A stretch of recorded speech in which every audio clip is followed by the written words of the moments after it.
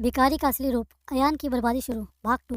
विनाश का सूत्रपात। अयान ओबरॉय ने जिसे सड़क पर फेंका था वे कोई साधारण भिखारी नहीं बल्कि ब्लैक डायमंड साम्राज्य का अदृश्य सम्राट था। अब शुरू होगा असली खेल। क्या अयान अपनी सल्तनत बचा पाएगा? देखे कहानी को अंत तक। ये पार्ट 2 है कहानी का। शहर में सुबह की पहली किरण फूटती है और अयान ओबरॉय के लिए ये विनाश की सुबह है। विक्रम एक अति आधुनिक होटल के सूट में खड़ा है।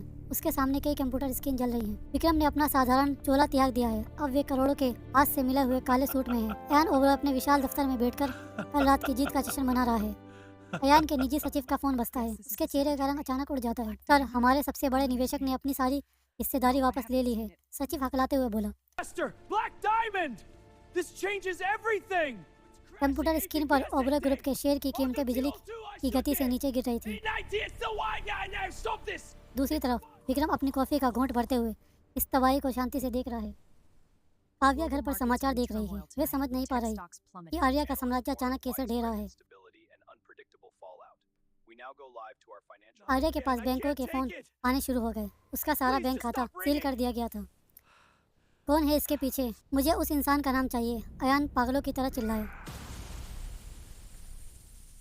अचानक ओबरॉय टावर के सामने 10 काली महंगी गाड़ियां आकर रुकती हैं। अयान के सुरक्षाकर्मी उन गाड़ियों के सामने झुक गए। उन्हें पता था कि असली मालिक आ चुका है। गाड़ी से एक कीमती चमड़े का जूता बाहर निकला, वही पैर जो कल कीचड़ में सने थे। विक्रम ओबरॉय टावर के अंदर दाखिल हुआ। हर कर्मचारी अपनी जगह पर जम गए।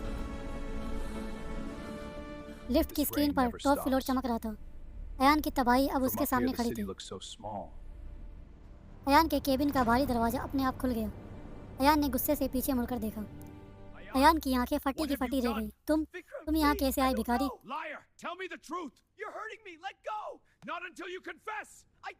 विक्रम ने एक हल्की लेकिन डरावनी मुस्कान दी। भिखारी मर चुका है अयान, अब मालिक से बात करो। विक्रम ने एक फाइल अयान के सामने फेंकी। तुम्हारी कंपनी अब ब्लैक डायमंड की संपत्ति है। यह असंभव है, मैं इसे नहीं मानता। अयान कागजों को फाड़ने की कोशिश करने लगा।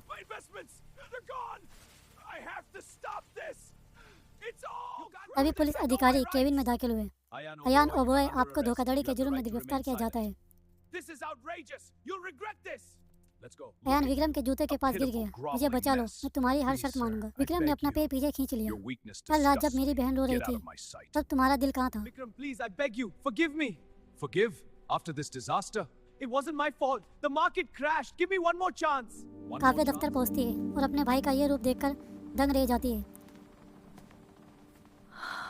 विक्रम ने काव्या का हाथ पकड़ा।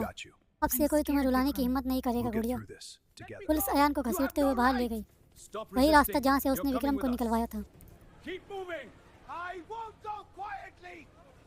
विक्रम अयान की उसी कुर्सी पर बैठ गया। साम्राज्य अब बदल चुका था।